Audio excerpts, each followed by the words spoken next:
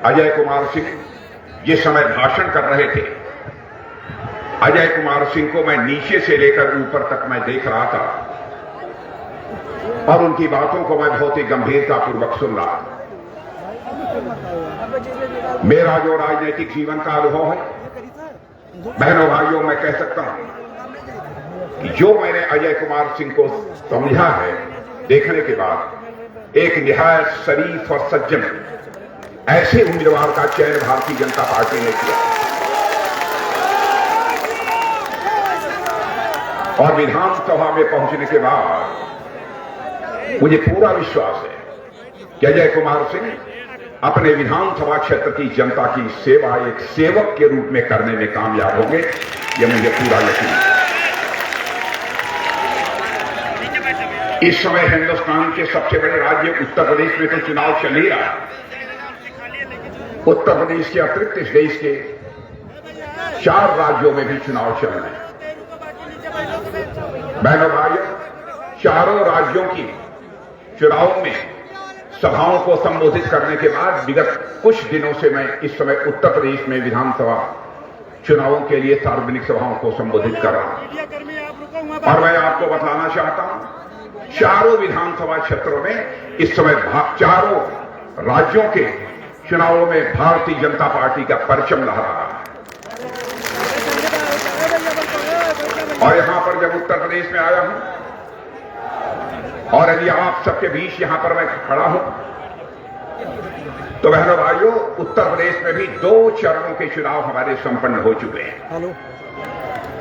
2 चरणों के चुनाव संपन्न हो चुके हैं और राजनीतिक विश्लेषकों ने यह बताया है अपने विश्लेषण के आधार पर, सर्वेक्षण एजेंसियों का भी यह कहना है कि 2 चरणों के जो विधानसभा के चुनाव अब तक उत्तर प्रदेश में संपन्न हुए हैं, भारतीय जनता पार्टी को कमोबेश उतनी ही सीटों पर कामयाबी प्राप्त हो रही है जितनी सीटों पर 2017 के विधानसभा चुनाव में कामयाबी हासिल हुई। केंद्र में आपने हमारे प्रधानमंत्री मोदी जी को काम करते हुए देखा है आप, और प्रदेश में योगी आदित्यनाथ जी को मुख्यमंत्री के रूप में अपनी भूमिका निभाते हुए आपने देखा। बहनों भाइयों, इतनी बात मैं दावे के साथ कह सकता हूं, भारत ही नहीं, दुनिया की जो सर्वेक्षण एजेंसियां हैं वह भी कामकाज की समीक्षा करने के बाद, सभी राज्य सरकारों के कामकाज की समीक्षा करने के बाद इस नतीजे पर पहुंची है। ये बहनों भाइयों, हिंदुस्तान में सबसे अच्छी सरकार चलाने वाली यदि कोई राजनीतिक पार्टी है तो उस राजनीतिक पार्टी का नाम है भारतीय जनता पार्टी। जो सबसे अच्छी सरकार चलाने वाली यह राजनीतिक पार्टी है। सभी इस बात को सच्चाई पूर्वक स्वीकार करते हैं और उसी भारतीय जनता पार्टी के लिए आपसे वोट मांगने आया। और मैं आपको यकीन दिलाना चाहता हूं, भारतीय जनता पार्टी का यह चरित्र रहा है कि भारतीय जनता पार्टी ने जो कुछ भी कहा है उसको अक्षरशः भारतीय जनता पार्टी ने पूरा किया है। मैं यह दावा नहीं करना चाहता कि भारतीय जनता पार्टी में रहने वाला कोई व्यक्ति कभी झूठ नहीं बोलता है, यह मैं कोई दावा नहीं करना चाहता। हमारे यहां कोई व्यक्ति झूठ बोल सकता है, लेकिन इतनी बात मैं दावे के साथ कह सकता हूं कि हमारी पार्टी यदि जो कुछ भी बोलती है, बहनों भाइयों, कोई मां का लाल उस पर सवाल या निशान नहीं लगा सकता। जो हम कहते हैं वह करते हैं। मैं आपसे भी अनुरोध करना चाहूंगा, अपने प्रेस के मित्रों से भी मैं कहना चाहूंगा, जो कुछ भी मैं कहने जा रहा हूं, मेरी बात यदि कोई गलत हो तो आप अपने अखबार के पन्नों पर लिख देना कि राजनाथ सिंह आए थे, जनता को गुमराह करके चले गए। बहनों भाइयों, हमारी गलती होगी तो उसे मैं स्वीकार कर लूंगा, क्योंकि मैं जानता हूं हमने आज तक जो कुछ भी कहा है, जो कहा है वह किया है, और जो कहे रहे हैं वह करके हम दिखाएंगे। हम जनता की आंखों में धूल झोंक कर राजनीति करने में विश्वास नहीं करते हैं, बल्कि जनता की आंखों में आंख मिलाकर राजनीति करने में विश्वास करते हैं।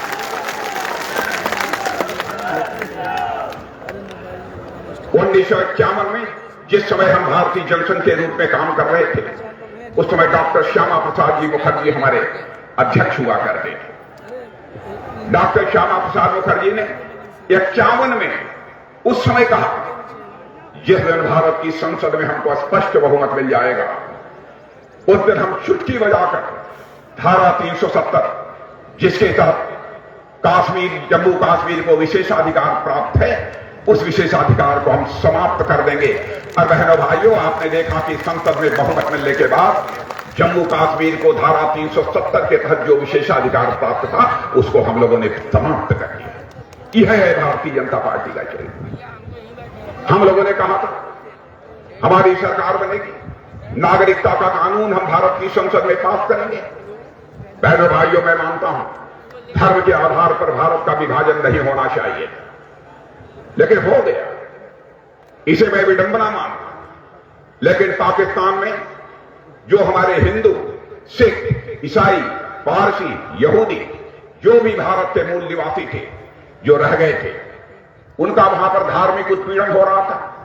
भारत में पुनः आकर यदि वह नागरिकता हासिल करना चाहते थे, तो नागरिकता का प्रभावी कानून न होने के कारण उन्हें नागरिकता प्राप्त नहीं हो पा रही थी। जलालत की जिंदगी यहां पर जीते थे।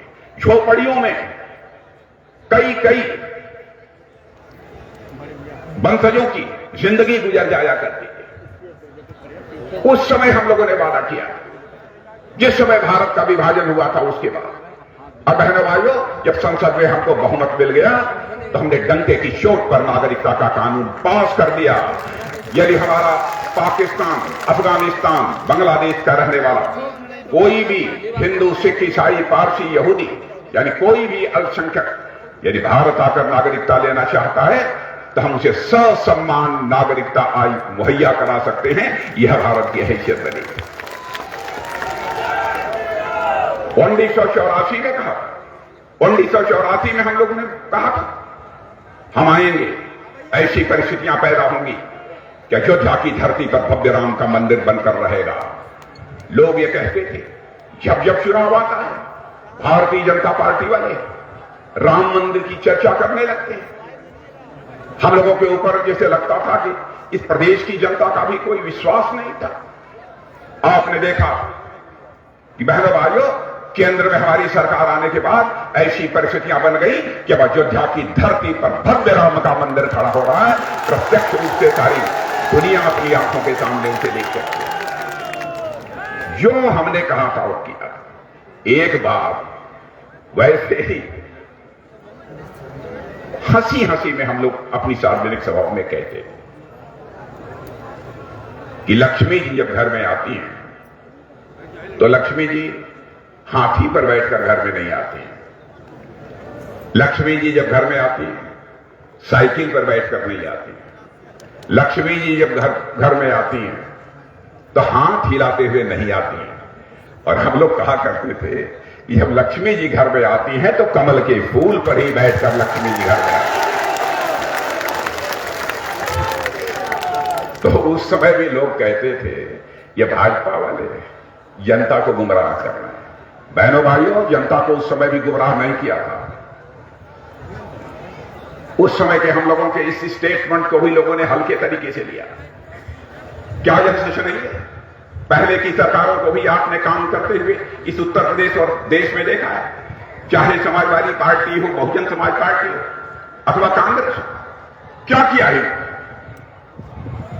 क्या भारत का कोई ऐसा प्रधानमंत्री हुआ है जिसने यह संकल्प लिया हो कि हम आगामी कुछ वर्षों में सारे हिंदुस्तान में ऐसे हालात पैदा कर देंगे कि एक परिवार भी शेष नहीं बचेगा जिस परिवार को अपना सिर ढकने के लिए पक्का छत न मुहैया हो जाए? मैं दावे के साथ कह सकता हूं, यहां पर भी बहुत सारे लोग ऐसे मौजूद होंगे जिनको की पक्का घर मुहैया हुआ हो। हमारे प्रधानमंत्री की संवेदनशीलता देखिए। उन्होंने कहा गरीब घर की माताएं बहनें, मध्यम वर्गीय परिवारों की माताएं बहनें घर में अंगीठी जलाकर, लकड़ी जलाकर, धुएं, आंखों से आंसू चलता रहता है, वो खाना बनाती है, सेहत बिगड़ती है, आयु कम होती है। उनके घर में भी खाना यदि बनना चाहिए तो एलपीजी गैस सिलेंडर से खाना बनना चाहिए बहनों भाइयों।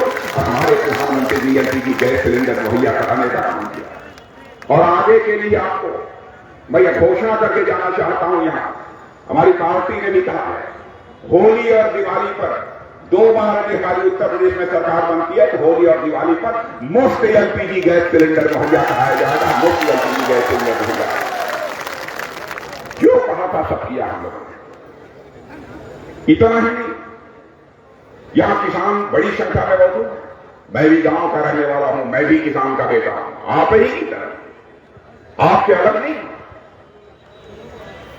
कभी भी किसानों ने नहीं पूछा कि हिंदुस्तान में ऐसी सरकार आएगी कि कम से कम हमारे जेब में 2 पैसा डालने का काम हो। बहनों भाइयों, प्रतिवर्ष 6,000 रुपया हर किसान के खाते में पहुंच रहा है। पहली बार यह होता है। और मैं यह बात भी आपसे कह रहा हूं कि इसकी भी आपको याद दिलाना चाहता हूं।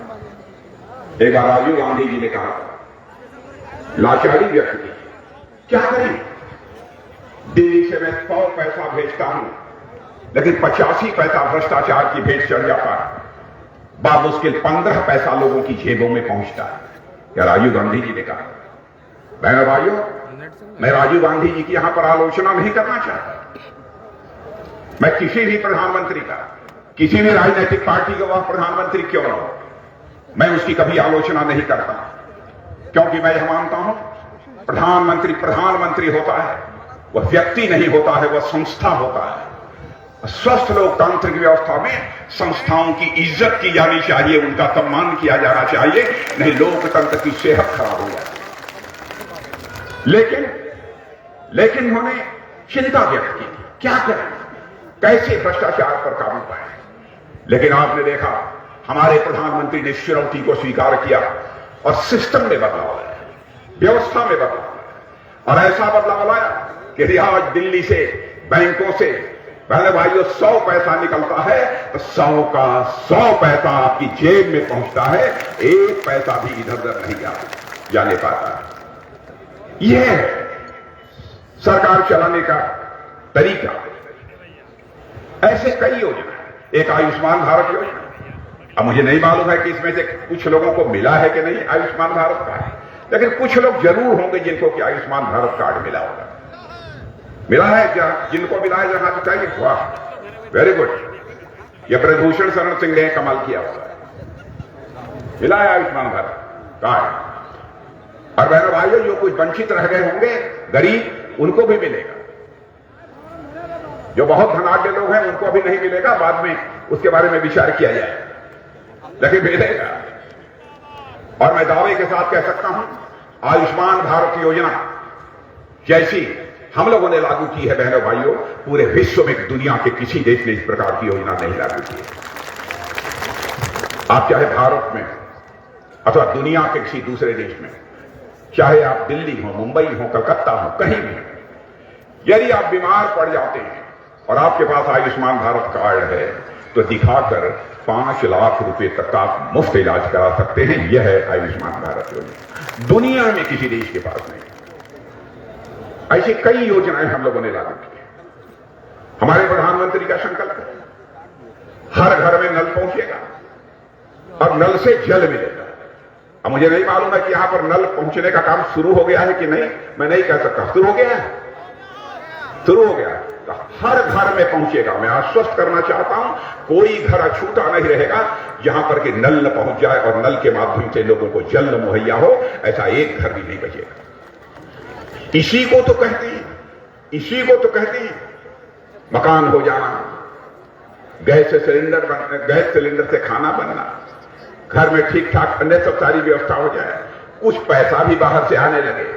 अब 6,000 रुपया हम लोग दे रहे हैं, लेकिन हम लोगों ने संकल्प लिया है, आगे हमारी सरकार उत्तर प्रदेश बनेगी तो अपने किसानों को इसी प्रधानमंत्री किसान सम्मान निधि की तरह जहां 6,000 रुपया मिल रहा है, 6,000 रुपया और हम लोग मुहैया कराने का काम करेंगे। यह है हमारी सरकार।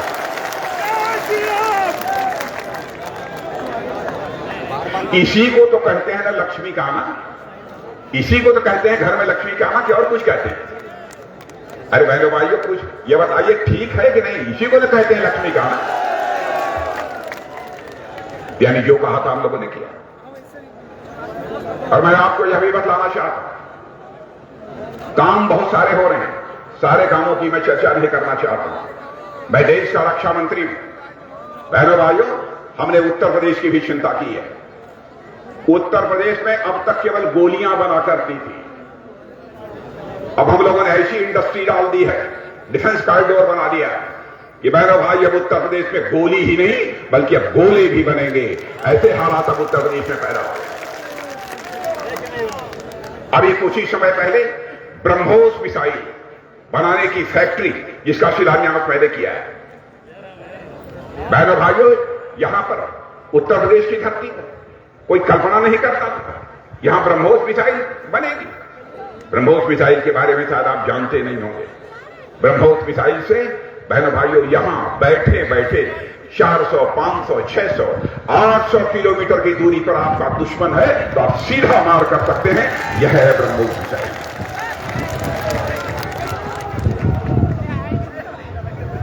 मेरे बहनों भाइयों, आपका भारत अब यह कमजोर भारत नहीं है। आपका भारत अब यह दुनिया का ताकतवर देश बन चुका है। पहले अंतर्राष्ट्रीय मंचों पर भारत कुछ बोलता था, दुनिया गंभीरतापूर्वक हमारी बातों को नहीं सुनती थी। कहते थे लोग, भारत है, बोल रहा है, कोई फर्क नहीं पड़ता, बोलने नहीं। आज यदि भारत अंतर्राष्ट्रीय मंचों पर कुछ बोलता है तो सारी दुनिया कान खोलकर सुनती है कि भारत बोल क्या रहा है। देखा नहीं क्या? 2017 में मैं भारत का गृह मंत्री था। पाकिस्तान के कुछ आतंकवादियों ने आकर कश्मीर में, उरी और पुलवामा में हमारे पैरामिलिट्री फोर्सेस के जवानों के ऊपर कायराना हमला कर दिया। कई हमारे जवान शहीद हुए। उसके बाद हमारे प्रधानमंत्री ने हम 2-3 लोगों को बुलाकर 10 मिनट के अंदर फैसला कर दिया। और उसके बाद हमारे बहादुर सेना के जवानों ने पाकिस्तान की धरती पर जाकर सर्जिकल स्ट्राइक और एयर स्ट्राइक करके आतंकवादी ठिकानों का पता कर। यह है भारत की ताकत।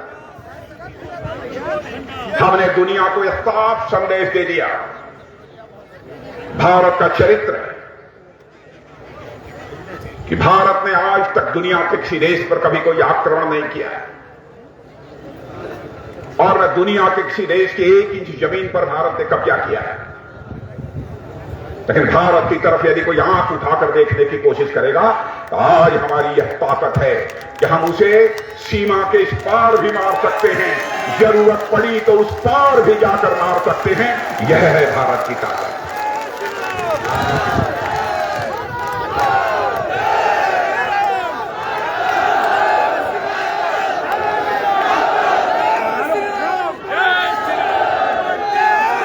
बहनों भाइयों, हम भारत का मस्तक किसी भी सूरत में झुकने नहीं देंगे। भारत माता का भाल झुकने नहीं पाए। आप यकीन रखना, पीड़ा होती है जब कांग्रेस के नेता राहुल गांधी संसद में खड़े होकर कहते हैं कि भारत और चीन के सेना के जवानों के बीच जब आमना सामना हुआ था, जब संघर्ष हुआ था, तो उस समय भारत के सेना के जवान बड़ी संख्या में मारे गए थे और चीन के केवल 3-4 मारे गए। बहनों भाइयों, रक्षा मंत्री होने के बावजूद मैं नहीं बोला। प्रधानमंत्री जी ने कहा, राजनाथ जी जाने दीजिए, आप मत बोलिए, जिसको जो मन आए बोलने दीजिए। या तो हम लोग हकीकत जानते हैं क्या है, हमारे बहादुर सेना के जवानों ने क्या किया है। हम लोग नहीं बोले। जो ही राहुल गांधी ने संसद में खड़े होकर यह बात कही, भारत के सेना के जवान ज्यादा मारे गए और चीन के तो केवल 3-4 मारे गए। बहनों भाइयों, ऑस्ट्रेलिया के एक माने जाने खोजी पत्रकार ने, वहां से निकलने वाले एक माने जाने अखबार, क्लेक्सान नाम था, KLEXON, क्लेक्सान नाम था, उस अखबार में लिख दिया उसने कि भारत और चीन के बीच गलवान की घाटी में, लद्दाख में जो संघर्ष हुआ था, उसमें चीन के 38 से लेकर 50 सेना के जवान मारे गए थे।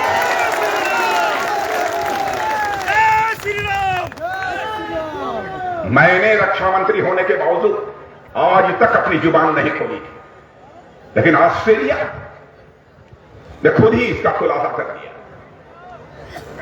फिर भी संसद में खड़े होकर अनाप शनाप बातें जो बनाता ये लोग बोल देते हैं। मैं सारी विरोधी पार्टियों से मैं कहना चाहता हूं कि बहनों भाइयों, देश के मान सम्मान और स्वाभिमान के प्रश्न पर राजनीति नहीं की जानी चाहिए, बल्कि जब देश के मान सम्मान स्वाभिमान का प्रश्न सामने आ खड़ा हो तो सारे दलों को अपने राजनीतिक भेदभावों को भुलाकर एकजुट होकर उसका सामना करना चाहिए। आप इस सीमा तक चले गए। और एक बात यह कह रही उन्होंने, मोदी जी जब से आ गए भारत में प्रधानमंत्री बन गए, चीन और पाकिस्तान की दोस्ती हो गई। मैं तो इन बच्चों से भी कहना चाहता हूं, पढ़े लिखे हो, कांग्रेस के लोगों को, राहुल गांधी को भी बताओ, क्या आपने प्राचीन भारत का इतिहास तो नहीं पढ़ा है? कम से कम आजाद भारत का इतिहास तो पढ़ लीजिए। बहनों भाइयों, कश्मीर में शख्सदान घाटी जिस पर पाकिस्तान का अवैध कब्जा था, पाकिस्तान ने शख्सदान घाटी चीन के हवाले की थी। उसमें भारत का प्रधानमंत्री कोई था तो पंडित जवाहरलाल नेहरू। इतना ही नहीं, पाक अधिकृत कश्मीर में काराकोरम जब हाईवे बना तो पाकिस्तान चीन की सहमत से बना। उस समय बहनों भाइयों, प्रधानमंत्री देश की श्रीमती इंदिरा गांधी, मोदी जी प्रधानमंत्री ने। इतना ही नहीं, जब चाइना पाकिस्तान की दोस्ती के कारण चाइना पाकिस्तान इकोनॉमिक कॉरिडोर बनना प्रारंभ हुआ, उस समय प्रधानमंत्री डॉक्टर मनमोहन सिंह जी, मोदी जी प्रधानमंत्री ने। मैं किसी प्रधानमंत्री की आलोचना नहीं कर रहा, एक गलत बयानी नहीं की जानी चाहिए। यह हम लोगों के शासनकाल में नहीं हुआ। चाइना पाकिस्तान की दोस्ती हुई है तो आप लोगों के शासनकाल में हुई है, लेकिन फिर भी मैं इसको मुद्दा नहीं बनाना चाहता। बस इतना ही कहना चाहता हूं, देश की जनता को गुमराह नहीं किया जाना चाहिए। राजनीति का यह मतलब नहीं होता।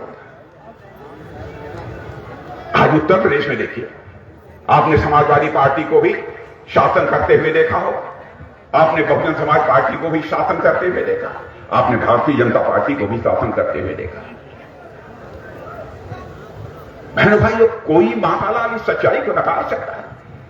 योगी जी ने करिश्माई काम किया है मेरे बहनों भाइयों, करिश्माई काम किया है कानून और व्यवस्था के मोर्चे पर। गुंडे बदमाश माफिया जेल के शिक्षों के पीछे, वहीं पर रहना वह बेहतर मानते हैं। और सबसे बड़ी बात, माफियाओं के आलीशान महलों को योगी जी ने धराशायी किया तो यह भी फैसला किया, हम उस स्थान पर किसी पूंजीपति को घर नहीं बनाने देंगे, बल्कि उस स्थान पर गरीबों का घर बनेगा।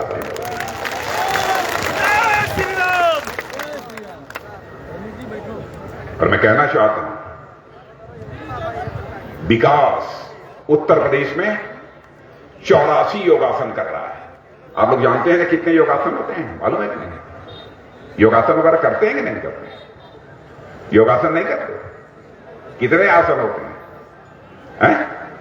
84 होते हैं। तो विकास 84 योगासन कर रहा है उत्तर प्रदेश में। 84 नहीं, 84 में एक छोड़ दिया। 84 में 83 योगासन विकास उत्तर प्रदेश में कर रहा है। एक योगासन छोड़ दिया विपक्ष के लिए, उस योगासन का नाम है शीर्षासन।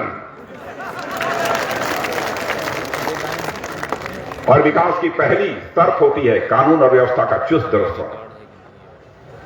और उत्तर प्रदेश में जिस प्रकार की कानून और व्यवस्था है बहनों भाइयों, उसकी सराहना सर्वत्र हो रही है, सारे देश भर में हो रही है। समाजवादी पार्टी और बहुजन समाज पार्टी, इनकी भी सरकारों को आपने काम करते हुए देखा। हम लोग कहते हैं कि डंके की चोट पर सरकार बनाएंगे, तो समाजवादी पार्टी कहती है हम दंगे की चोट पर हम सरकार बनाएंगे। यह हालत है, इतना बड़ा अंतर है। इसलिए मैं आप सबसे अपील करना आया हूं बहनों भाई, और समाजवादी पार्टी सचमुच जब अपने को यह समाजवादी कहते हैं तो मुझे तरस आती है। इन्हें समाजवाद छू तक नहीं है। समाजवादी वो होता है जो आम जनता को भय और भूख से मुक्ति दिलाए, भय और भूख का समाधान करे, वही समाजवादी है। ये जब आते हैं भय पैदा होता है, गरीबी बढ़ने लगती है। और आप कहेंगे कि यह दावा आप कैसे करते हैं कि भारतीय जनता पार्टी की सरकार जब 2017 में आई है गरीबी कम हुई है? मैं दावे के साथ कहता हूं कम हुई है। उठाकर आंकड़े कोई देख ले। 80 करोड़ लोगों को कोरोना का इतना बड़ा संकट आ जाने के बाद लॉकडाउन था, कामकाज सारे बंद हो गए। दिल्ली, मुंबई, कलकत्ता, चेन्नई से लोग पैदल अपने घरों की तरफ भागने लगे। बहनों भाइयों, उस समय भी क्या हालात थे आप सबको मालूम है। रोजी रोटी का संकट पैदा हो गया।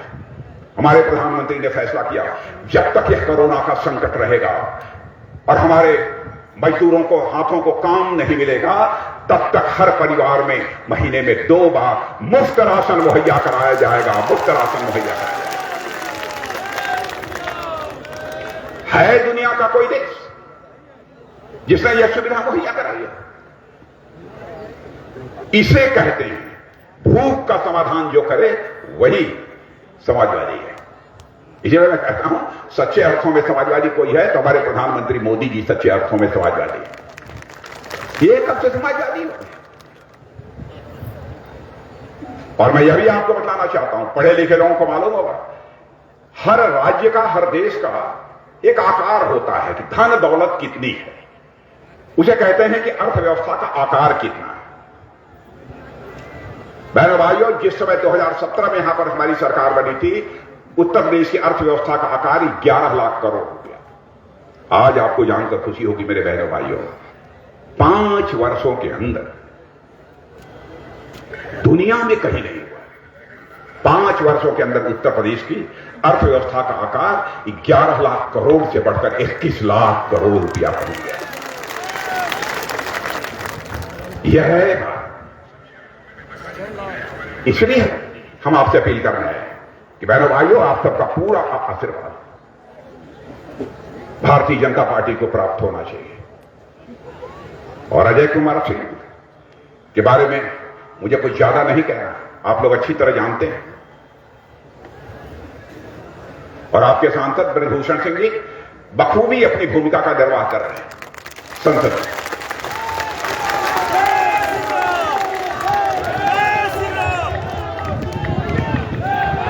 और मैंने तो देखा है, मैंने देखा है कि यदि किसी क्षेत्र की समस्या का प्रश्न रहता है तो आपके ब्रजभूषण सिंह अपनी पहलवानी अंदाज में भिड़ जाने में भी रंच मात्र संकोच नहीं करते।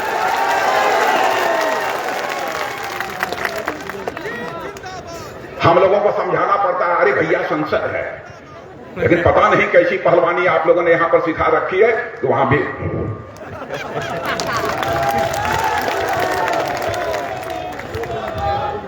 तो बहनों भाइयों, मैं अजय कुमार सिंह के प्रति आश्वस्त होकर जाऊं, पक्का पक्का पक्का तो एक बार हाथ उठाकर तालियां बजा दीजिए। बजाते रहिए प्रेस के मित्रों। आप देखो, यह दृश्य देखो, यह दृश्य देखो, यह दृश्य देखो।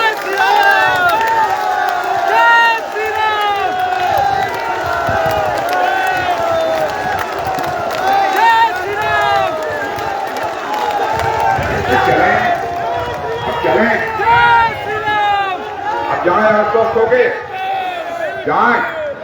अरे हमारे नौजवान जो नारा लगा रहे थे उनसे भी जाए। वाह, अरे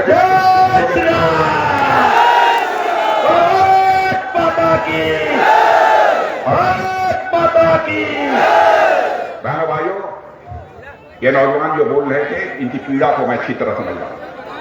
इनकी पीड़ा को मैं अच्छी तरह समझ रहा हूं। कुछ ऐसी परिस्थितियां थी जिनके कारण यह फैसला लेना पड़ा और उसका समाधान है। ओके, यह बोलिए भारत माता की जय, भारत माता की जय। बहुत बहुत धन्यवाद।